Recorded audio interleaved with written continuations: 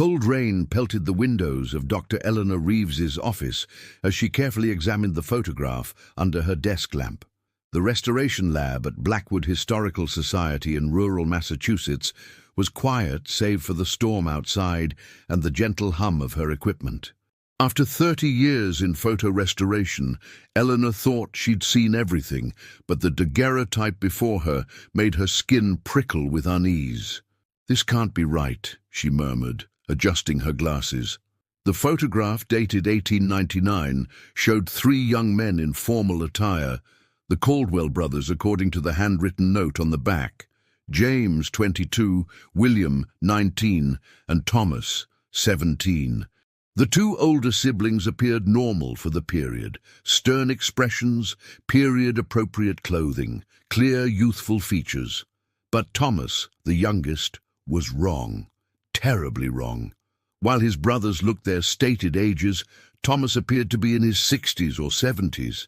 His face was deeply lined, hair thin and white, eyes sunken with the unmistakable weariness of advanced age. Yet his clothing matched the period exactly, and his pose was consistent with his brothers. "Miss Reeves," a voice startled her. Mark Chen, her assistant, stood in the doorway. "The client is here about the Caldwell photo." Eleanor quickly covered the photograph. "Send him in." David Caldwell was a tall man in his 40s with sharp eyes and the air of someone who didn't believe in wasting time. "Have you finished the restoration?" he asked, skipping pleasantries. "Mr. Caldwell, there's something unusual about this photograph," Eleanor said carefully. "The chemical degradation was minimal, but what I found beneath it raises questions." "What kind of questions?" Eleanor revealed the photograph. "Your ancestor Thomas appears to be decades older than his brothers, despite being the youngest." David's face drained of color. "That's impossible. I thought perhaps it was damage or a practical joke, but I've run every analysis. This is the original image, no manipulation." David stared at the photo, transfixed. "There are stories in my family about Thomas. He disappeared for 3 days in 1899, right before this picture was taken. When he returned, he wouldn't speak about where he'd been." He paused. "After this photo, he lived only 2 more weeks before dying in his sleep." Eleanor felt a chill creep up her spine. "Do you have any of his personal effects? Letters? Diaries?" "There's a trunk in my attic. Family heirlooms nobody's touched in decades." David's voice had grown distant. "I always thought they were just stories." "What stories, Mr. Caldwell?" "That time moved differently for Thomas, that he lived a lifetime in those 3 days." Outside, lightning cracked, momentarily illuminating the room in harsh white light. In that flash, Eleanor could have sworn Thomas's aged eyes in the photograph were looking directly at her. "I think," she said slowly, "we should examine that trunk." The Caldwell family home stood at the end of Willow Lane, a Victorian structure that had weathered over a century of New England seasons. Rain continued to pour as Eleanor followed David up the narrow stairs to the attic, their footsteps creaking on ancient wood. "Nobody's been up here in years," David explained, pulling a chain to illuminate a single bulb. "My father forbade it, and after he passed, I just never had the reason to explore." The attic smelled of dust and forgotten memories. Sheets draped over furniture created ghostly silhouettes in the dim light. David moved purposefully toward the far corner where a leather trunk sat, its brass fittings tarnished with age. "This belonged to Thomas," he said, kneeling before it. "According to family history, they buried him with his pocket watch and wedding ring, but everything else went in here." "Wedding ring?" Eleanor questioned. "The historical records show he died unmarried at 17. David's hand paused on the trunk's latch. "That's one of the inconsistencies that never made sense. He had a ring, though no one knew who he would have married at that age." The lock was stiff, but eventually yielded. As the lid creaked open, a musty scent escaped, the trapped air of another century. Inside lay neatly folded clothes, a Bible, several journals bound in faded leather, and a small wooden box. Eleanor gently lifted the top journal. The handwriting inside was shaky, elderly, not the script of a teenage boy. The date on the first entry, October 17th, 1899, 3 days after Thomas's recorded disappearance. I have returned home, though the home I returned to is the same as the one I left only days ago, Eleanor read aloud. To them, I've been gone 3 days. To me, I have lived 54 years. David's face paled. This is impossible. Eleanor continued reading. I know they see the change in me. My brothers stare as though at a stranger. Mother weeps when she thinks I cannot see. How do I explain that I stepped through a door in the woods and emerged into another life? A life where I married, had children, grandchildren, and buried my Margaret after 40 years together. A life where I worked the soil, built a home, and grew old beneath different stars.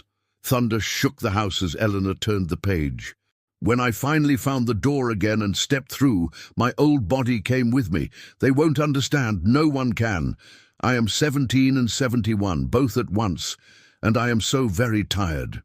David reached for the wooden box, opening it with trembling hands. Inside lay a sepia photograph of a woman in her 20s, her smile gentle, her eyes kind. On the back, written in the same elderly hand, My Margaret, 1922. A woman he couldn't have met, David whispered, from a time he couldn't have reached. Eleanor flipped through the journal, scanning entries. He describes an entire life, David. Children named Emma and James.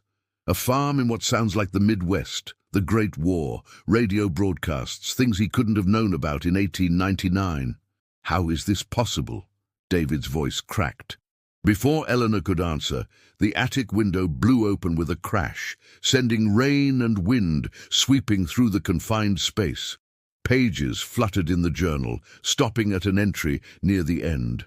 I feel it calling me back, read the shaky script.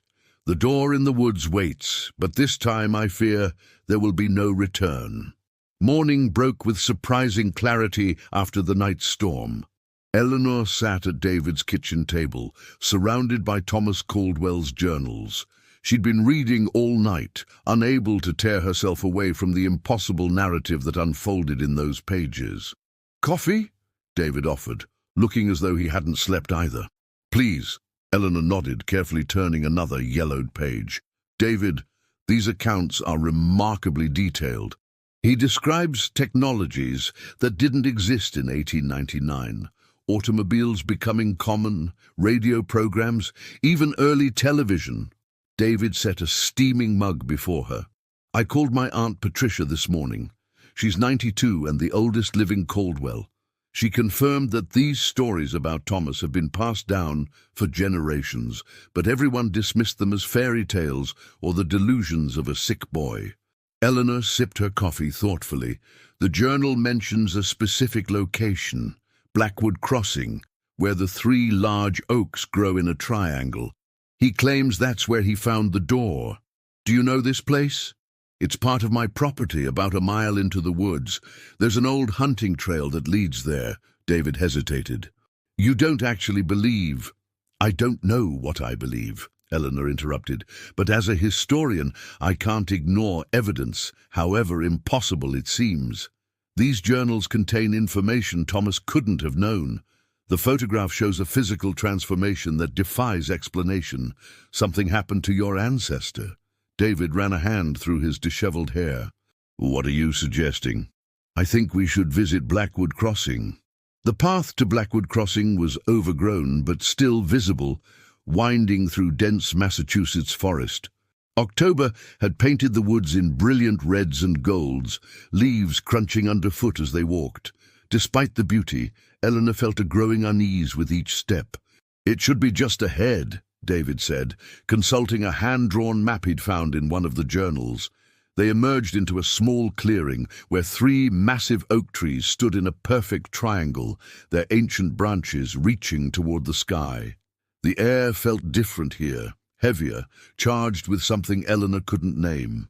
According to the journal, she said, consulting her notes, Thomas was collecting mushrooms when he noticed a strange shimmer between the trees, like heat rising from summer roads.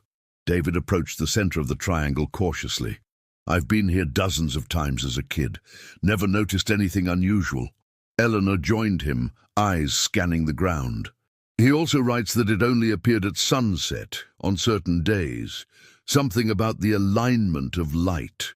They spent hours examining the clearing, taking photographs, measurements, and soil samples. Eleanor knew she was applying scientific methods to what might be nothing more than the delusions of a young man from 1899, yet something about this place made her skin prickle with goosebumps.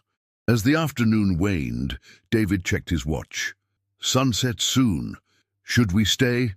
Eleanor nodded, though part of her wanted to leave before the light changed.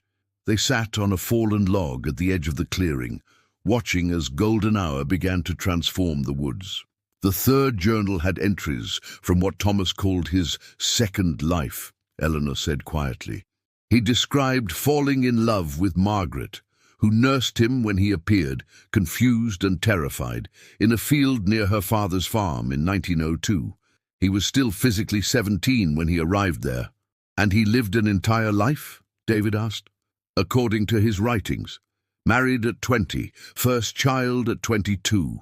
He became a farmer, lived through 2 world wars, saw his grandchildren born."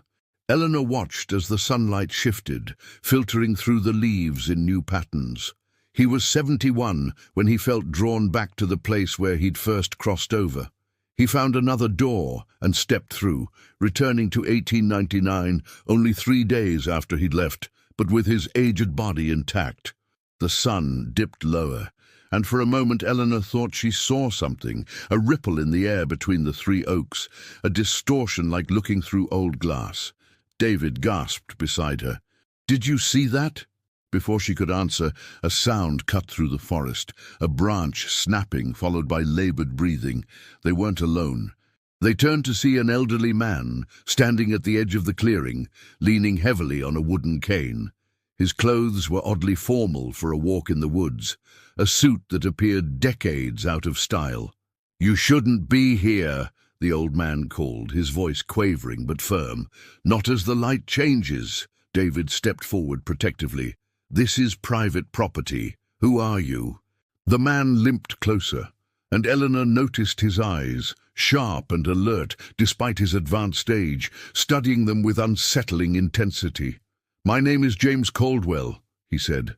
"And yes, I know that doesn't make sense to you." Eleanor felt her heart skip. James was the name of Thomas's oldest brother, who according to records had died in 1956 at age 79. "That's impossible," David said. "James Caldwell was my great-great-grandfather. He's been dead for almost 70 years. The old man smiled sadly. "Time isn't as fixed as people believe.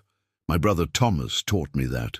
He glanced toward the center of the oak triangle, where the strange rippling effect had grown more pronounced. "I've been searching for the door for so long, checking this spot every sunset for decades." "If you're really James Caldwell," Eleanor said carefully, "you would have been born in 1877. "I was," he confirmed, "though I've lived many more years than the history books would tell you." He looked directly at David. "You found Thomas's journals, didn't you?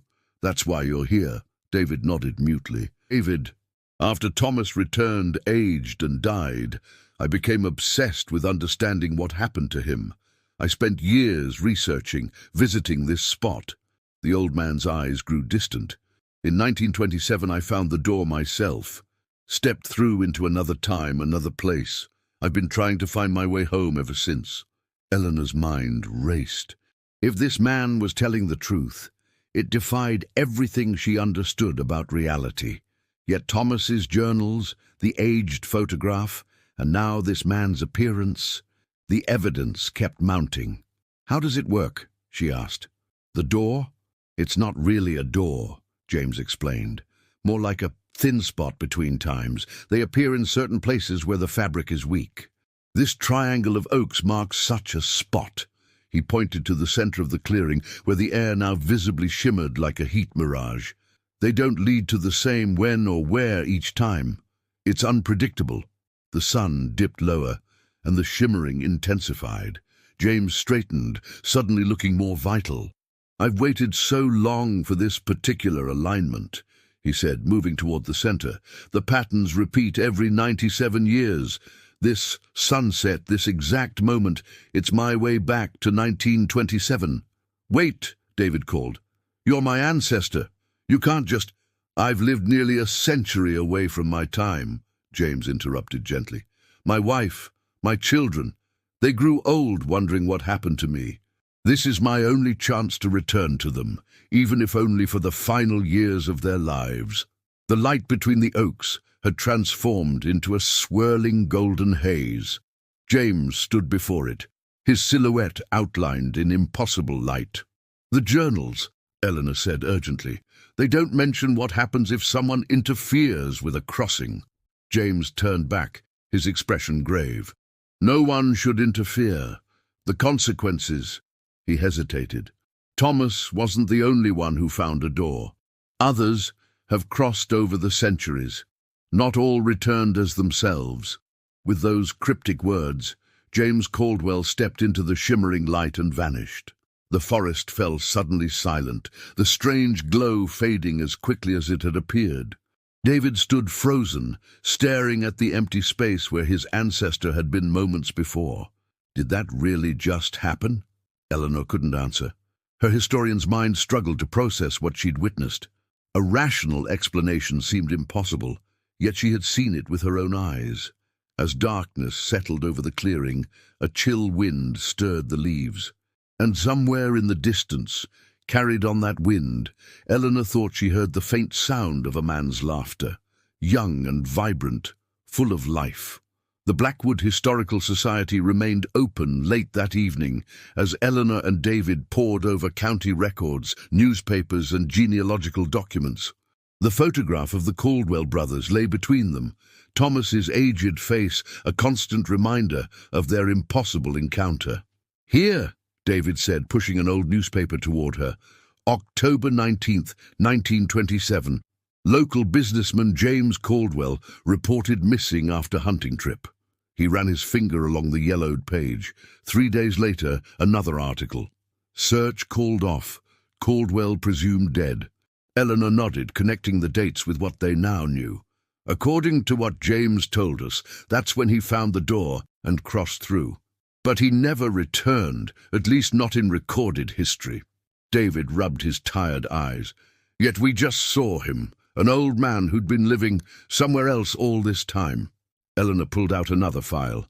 "I found something interesting in the town records from 1957.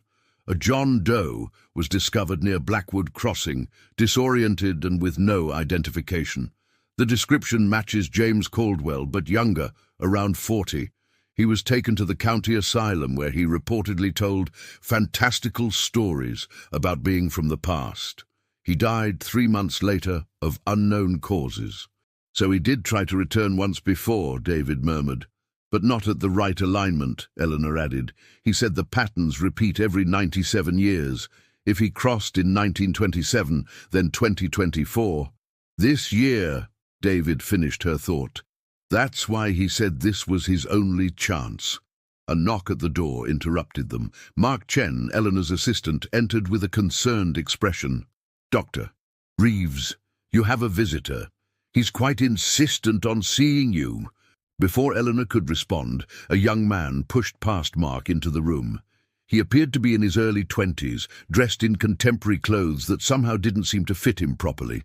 His eyes locked onto the photograph on the table. "You have it," he said, his voice carrying an accent Eleanor couldn't quite place. "The picture of the Caldwell brothers?" David stood protectively. "Who are you?" The young man straightened, his bearing suddenly formal. "My name is Thomas Caldwell, and I need your help." Eleanor felt the room tilt slightly. "That's impossible." "No more impossible than what you witnessed in the woods today," the young man replied calmly. "You spoke with James. You saw him cross." David shook his head in disbelief. "Thomas Caldwell died in 1899.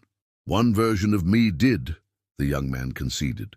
"The one who returned aged and broken. But time isn't a straight line, Dr. Reeves. It branches. It folds back on itself." He approached the table, staring at the photograph.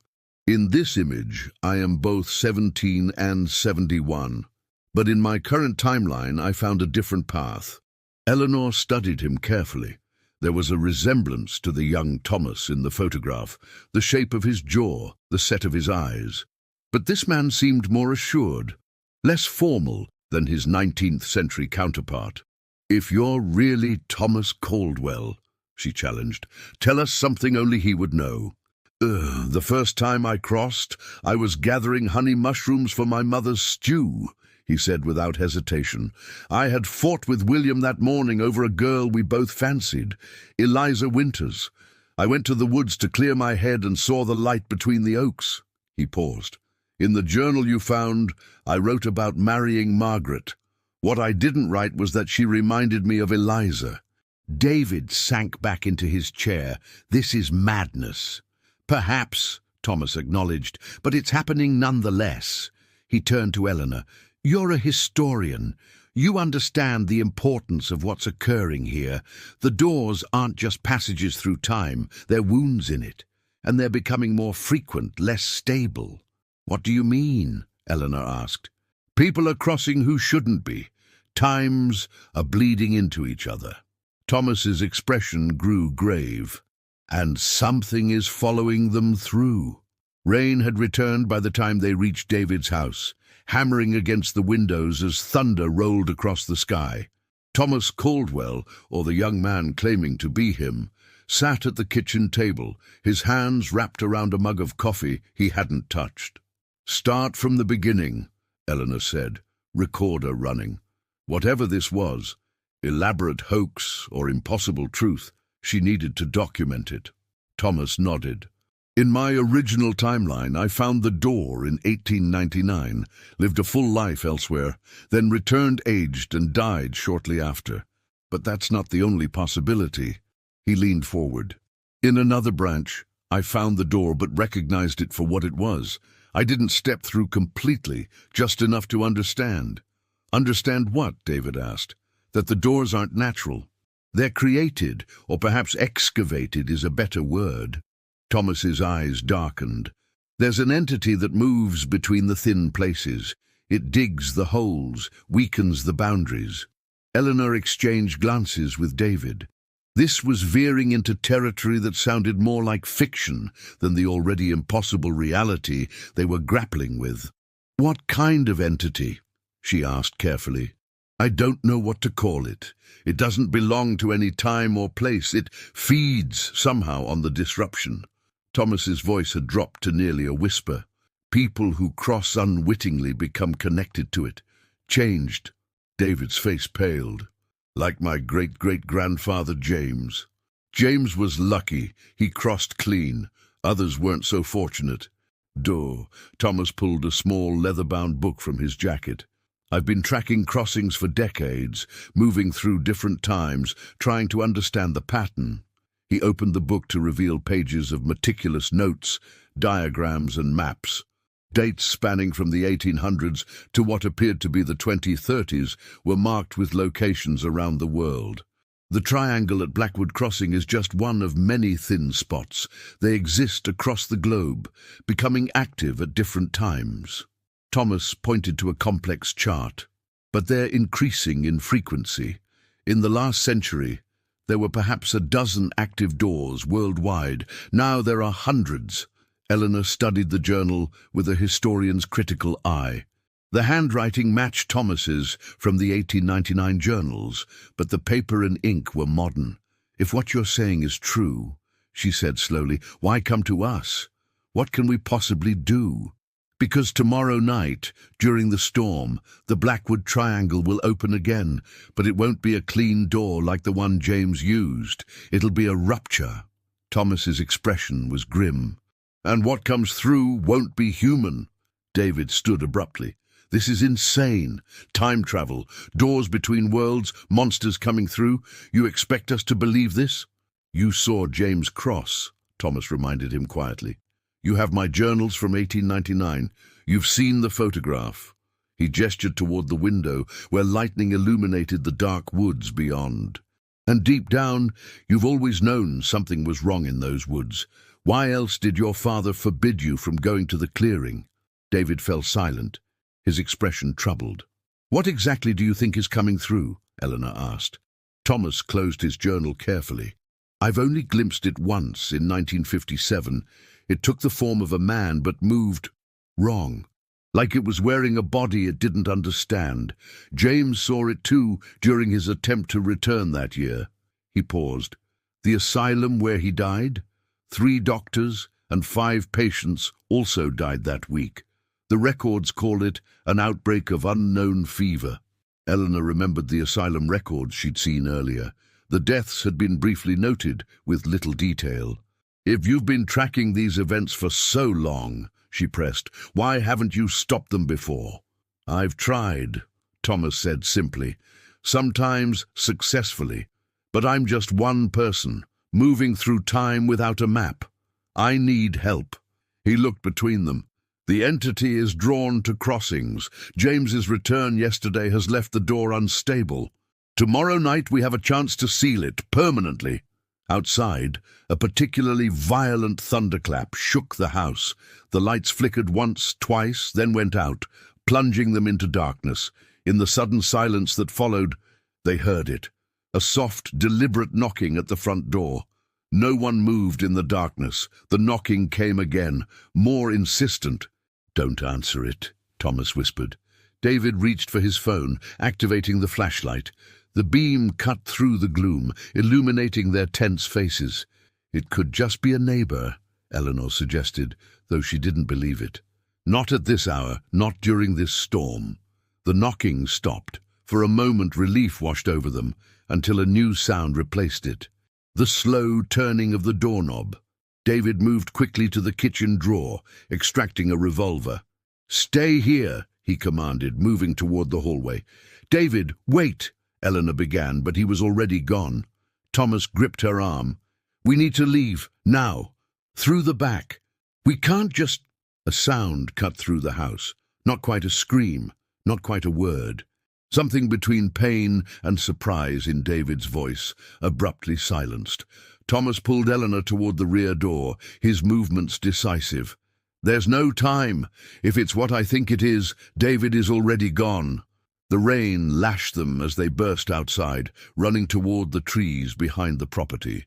Eleanor's mind raced with confusion and fear, but her body followed Thomas's lead. They splashed through puddles, mud sucking at their shoes, branches whipping their faces as they entered the forest. Where are we going? She gasped. The crossing, Thomas replied. It's our only chance. Behind them, the back door of the house crashed open. Eleanor risked a glance back and immediately wished she hadn't. A figure stood silhouetted against the house, person-shaped but wrong, its proportions subtly distorted. It moved in lurching steps, like someone learning to walk using an instruction manual. Don't look back, Thomas urged. It sees differently than we do. It tracks attention. They pushed deeper into the woods, the familiar path now treacherous in darkness and storm. Eleanor's historian's mind tried desperately to rationalize what was happening. A hoax, a delusion, anything but the impossible reality unfolding around her. If that thing isn't human, she panted as they ran, what is it? I have theories, Thomas replied. Something that exists in the spaces between times, something that found the thin spots before we did and learned to use them. He pulled her sharply left, away from the main path. It can't cross completely into our reality without help. It needs to attach itself to someone who's crossed, like a parasite. James, Eleanor realized. It followed James. Thomas nodded grimly. But it can only maintain its form for short periods. It needs to refresh itself. Eleanor didn't ask what that meant. The implication was clear enough in David's silenced cry. They emerged into a small clearing, different from the oak triangle. A forgotten hunter's cabin, its roof partially collapsed, but walls still standing. Thomas pulled her inside, closing the weathered door behind them. We can't stay here long, he said, moving to a corner where he pried up a floorboard. Just long enough to prepare. From the hidden space, he extracted a metal box, opening it to reveal an odd assortment of items. A compass with unfamiliar markings, several small cloth bags of what looked like salt or sand, a silver flask, and a revolver nearly identical to the one David had carried. "That thing back there," Eleanor said, trying to keep her voice steady. "It looked like David." It's wearing him," Thomas said bluntly, loading the revolver with unusual brass-colored bullets. "His body, his memories, but not his consciousness. By morning, the resemblance will be even closer. Within days, nobody would know the difference. Except it would be this entity? Yes. Living among people, learning, waiting for the next door to open." Thomas handed her the flask. "Drink this. It will help protect you if we get separated." The liquid burned going down, tasting of herbs and something metallic. Eleanor coughed, wiping her mouth. "Protect me how?" "The entity perceives potential crosses differently from ordinary people. This temporarily masks that perception."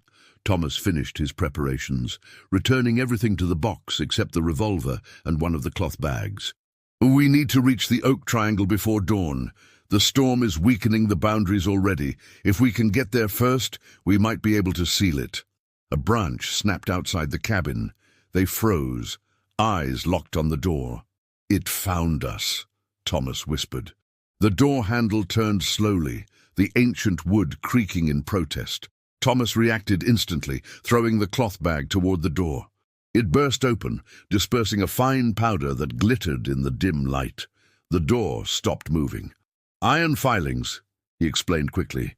"It can't cross them easily, but it won't hold for long."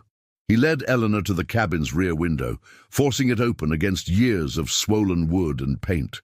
They climbed through just as something heavy slammed against the door, the entire cabin shuddering with the impact. The rain had lessened to a steady drizzle, but the forest floor remained treacherous. They moved as quietly as possible, Thomas leading them in a circuitous route through the underbrush. "The Oak Triangle is our best chance," he explained in hushed tones. "During an active crossing, the boundaries between realities are in flux. We can use that to our advantage." "To do what exactly?" Eleanor pressed, ducking under a low branch. "To seal the door permanently. It requires 3 things. A natural crossing point, an active temporal disturbance, and someone with a connection to multiple timelines." He glanced back at her. "Me." The implication settled heavily on Eleanor. "You're talking about sacrificing yourself." Thomas didn't answer directly. "I've lived many lives across many branches of time. I'm tired, Eleanor, and the doors need to be closed before more of those things come through." A sound stopped them both. A low, mournful call that was almost a word, but not quite. It came from somewhere to their left, then seemed to echo from the right. The entity was hunting them. "It's trying to confuse us," Thomas whispered. "Stay close." They moved faster now, caution giving way to urgency. The woods began to thin, and Eleanor recognized landmarks that indicated they were approaching the crossing. The 3 oaks became visible in the distance, their massive silhouettes darker than the night around them. As they neared the clearing, Eleanor felt it, a change in the air, a heaviness that pressed against her skin. The space between the trees shimmered faintly, though no light source was apparent. "It's already starting," Thomas said. "The crossing is activating early. The storm must have accelerated it." They stepped into the clearing, and Eleanor gasped. The triangle formed by the 3 oaks was now filled with a swirling, translucent haze that rippled like water. Through it, she could see glimpses of other places, other times, a flash of a cobblestone street, a moment of a dusty road with an old-fashioned automobile, a brief image of the same clearing covered in snow. "What do we do now?" she asked, her voice barely audible over the strange humming emanating from the phenomenon. Thomas reached into his pocket, extracting a small metal object that resembled an antique pocket watch. "This was my original crossing catalyst, the object that connected me to my first door." He pressed it into her hand. "When I step into the center, you need to close the watch and throw it in after me." "Thomas, no. It's the only way." His eyes held a weariness that spoke of centuries, not decades. I've been chasing this entity across time for longer than you can imagine. This ends tonight." A crashing sound from the edge of the clearing interrupted them. The thing that had once been David Caldwell emerged from the trees, moving with more confidence now, its gait smoother as it adapted to its stolen form. "Eleanor," it said, its voice an uncanny approximation of David's. "Thank God I found you. That man is dangerous. He's not who he claims to be." Thomas raised his revolver. "Stay back." The entity tilted its head at an unnatural angle, studying them. "Eleanor, please, it's me, David. Whatever he's told you is a lie." It took a step forward. "My family has protected the secret of Blackwood Crossing for generations. He wants to use it for himself." Eleanor clutched the pocket watch, her mind racing. The thing looked like David, sounded like David, even had his mannerisms. Yet something was profoundly wrong, a hollowness behind the eyes, a subtle wrongness in its expressions. "If you're David," she challenged, "tell me what we found in the attic yesterday." A flicker of something alien passed across its features. "My great-grandfather's journals, of course. The ones about Thomas Caldwell." "And what else?" Eleanor pressed. The entity hesitated, its facade slipping momentarily. "Eleanor," it said, its voice dropping to something that was no longer David's at all. "You don't understand what's being offered to you." Thomas fired. The special bullet struck the entity in the shoulder and it recoiled, not in pain, but in surprise. Where the bullet had hit, David's flesh seemed to ripple, revealing something dark and shifting beneath. "Now, Eleanor," Thomas shouted, backing toward the center of the oak triangle, "it can't hold that form much longer." The entity's face contorted, stretching in impossible ways as it lunged toward them with inhuman speed. Thomas fired again, the impact driving it back momentarily. Thomas reached the center of the swirling haze. "The watch! Eleanor! Close it and throw it in!" As the entity recovered and charged again, Eleanor made her decision. She snapped the pocket watch closed and threw it into the haze after Thomas. Light exploded from the center of the triangle, blinding in its intensity. The entity screamed, a sound no human throat could produce, as the swirling phenomenon expanded rapidly, engulfing both Thomas and the creature wearing David's form. Eleanor was thrown backward by an invisible force, landing hard at the base of one of the oak trees. Through squinted eyes, she watched as the light collapsed in on itself, pulling everything inward like a collapsing star. Then, silence, darkness. The clearing was empty save for 3 ancient oaks and the first pale light of dawn breaking through the clouds. Eleanor sat alone, staring at the now ordinary space between the trees, wondering if any evidence would remain of what had happened here, or if, like so many impossible events throughout history, it would fade into legend and doubt. 1 year later, Eleanor Reeves stood at the podium, facing a skeptical audience of historians and archivists at the annual Conference of Historical Preservation in Boston. Behind her, a projection displayed the restored photograph of the Caldwell brothers, James and William looking youthful, Thomas unnaturally aged. The Caldwell anomaly, as I've termed it, represents one of the most compelling documentary mysteries of the late 19th century, she stated, her professional tone betraying none of the personal connection she felt to the case. Extensive analysis confirms this photograph has not been manipulated or altered. The youngest Caldwell brother genuinely appears decades older than his siblings. A hand raised in the audience. "Dr. Reeves, with all due respect, couldn't this simply be a case of progeria or another aging disorder?" "A reasonable hypothesis, Professor Harmon," Eleanor acknowledged. "However, county health records show no evidence of Thomas Caldwell having any medical conditions prior to his disappearance. Furthermore, progeria doesn't cause such rapid aging. The photograph was taken just days after Thomas was reported normal in appearance by multiple witnesses." She advanced to the next slide, a page from Thomas's journal with its elderly handwriting. "Additionally, we have these journals, whose authenticity has been verified by 3 independent laboratories. The handwriting matches samples of Thomas's writing from before his disappearance, yet shows characteristics consistent with elderly penmanship. The ink and paper date precisely to 1899. Another academic spoke up. This sounds more like folklore than history, Dr. Reeves. What exactly are you proposing happened? Eleanor had prepared for this question, had rehearsed her answer countless times. The full truth would destroy her career and likely her freedom. Who would believe stories of time doors and entities from between realities? Even with everything she'd witnessed, she sometimes wondered if grief and shock had distorted her perceptions of that night. "I'm not proposing any specific explanation," she replied carefully.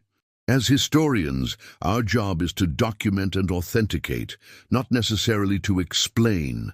The Caldwell case presents verifiable documentary evidence of something that defies conventional explanation. That alone makes it worthy of serious study." The presentation continued, with Eleanor presenting the evidence she'd spent the past year cataloguing. The journals, medical reports of Thomas's death, testimonies from witnesses who described his changed appearance, and the strange case of James Caldwell's disappearance in 1927. What she didn't share were the nightmares that had plagued her since that night in the clearing.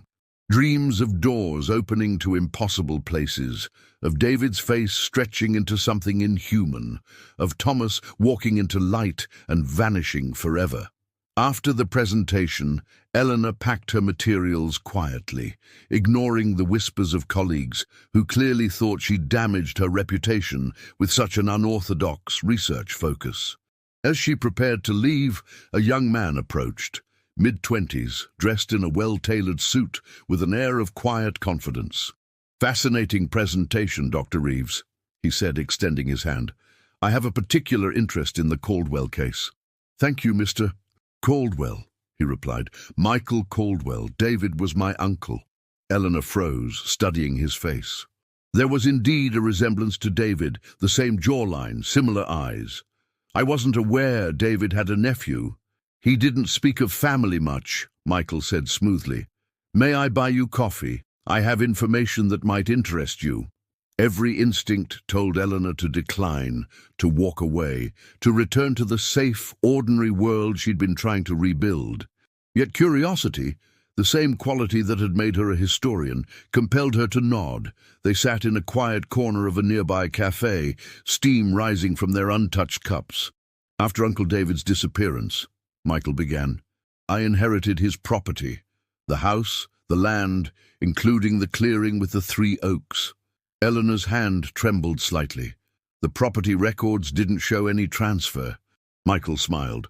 "Some matters don't make it into official records, Dr. Reeves, especially in families like ours." He reached into his briefcase, withdrawing a slender wooden box. "I found this while clearing out the attic. It has your name on it." The box was old, the wood darkened with age. Carved into the lid in an elegant script was indeed her name, Eleanor Reeves. "That's impossible," she whispered. "I never—" "It's not my handwriting," Michael interrupted, "nor was it David's. The box was hidden behind a panel, sealed since God knows when." With reluctant fingers, Eleanor opened the box. Inside lay a single envelope, yellowed with age, and a pocket watch that made her breath catch, identical to the one Thomas had given her, the one she'd thrown into the light. She opened the envelope carefully.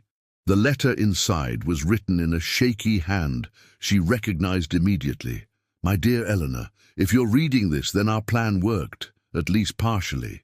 The entity has been contained, though not destroyed.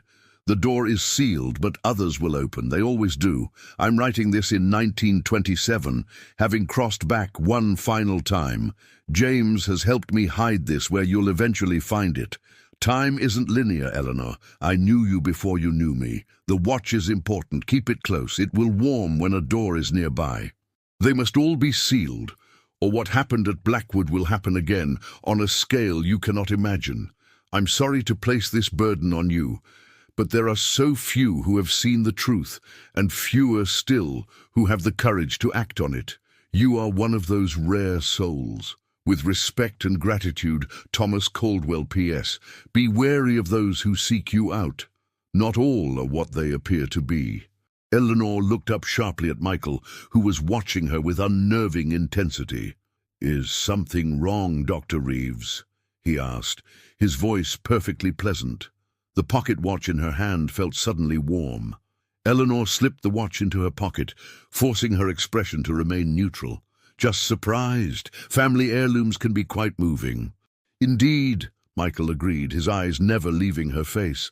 "Family connections run deeper than we sometimes realize. The Caldwells have always understood that." He sipped his coffee. "What did you make of the clearing, Dr. Reeves? When you visited it with my uncle?" "It was just a clearing," she lied. 3 old oak trees.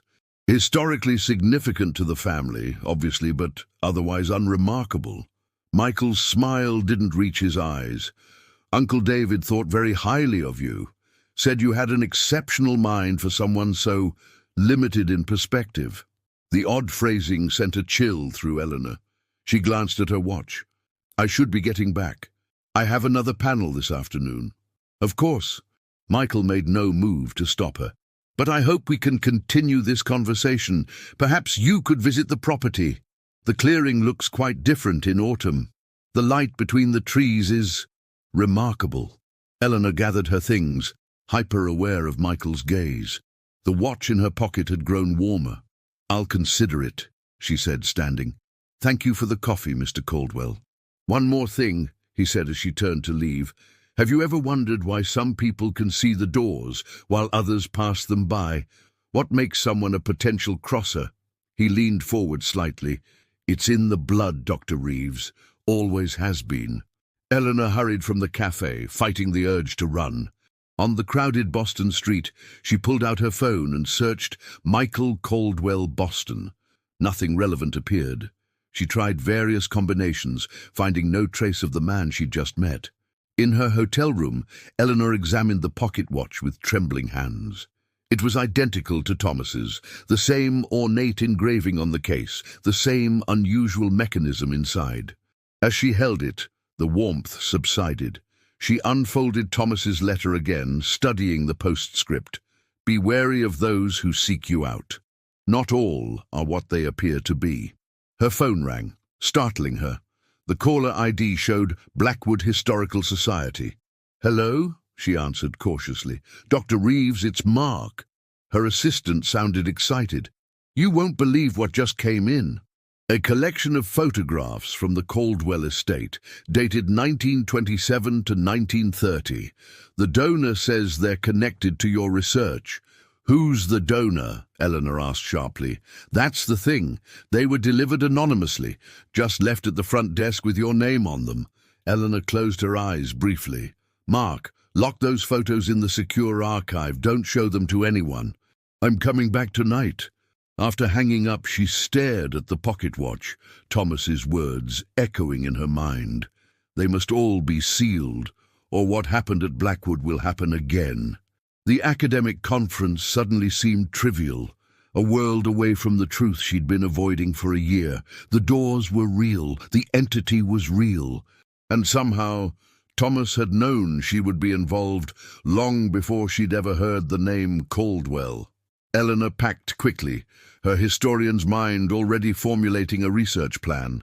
If Thomas had found a way to track the doors, she could do the same. The letter, the watch, the photographs, all pieces of a puzzle spanning centuries. As she checked out of the hotel, Eleanor noticed a figure across the lobby, Michael Caldwell, watching her with that same unsettling intensity. When their eyes met, he smiled and raised his hand in a small wave. Eleanor turned away, pushing through the revolving doors into the crisp autumn air. She knew with sudden certainty that her life had irrevocably changed the moment she'd accepted that restored photograph of 3 brothers from 1899. The youngest had appeared decades older than his siblings, and with that impossible image, a door had opened, not just between times, but in Eleanor's perception of reality itself. Now she had a choice. Walk away and try to forget, or step through and face whatever waited on the other side. The pocket watch grew warm in her hand as she hailed a taxi to the airport. "Where to?" the driver asked. Eleanor took a deep breath. Blackwood, Massachusetts. Behind her, barely visible in the hotel's revolving door, Michael Caldwell watched her departure. For just a moment, his reflection in the glass showed something else entirely. A figure that moved wrong, wore its human shape like an ill-fitting suit, and smiled with too many teeth. The taxi pulled away, carrying Eleanor toward a destiny that had been waiting for her across the years. A scholar who had become part of the very mystery she sought to understand, caught in a story that had no beginning and, perhaps, would have no end. As the city fell away behind her, Eleanor opened the pocket watch one last time. Inside the cover, she noticed an inscription she'd missed before, the letters faded but legible. Time is a door. Knowledge is the key. Courage turns the lock. She snapped it shut and faced forward, ready at last to step through.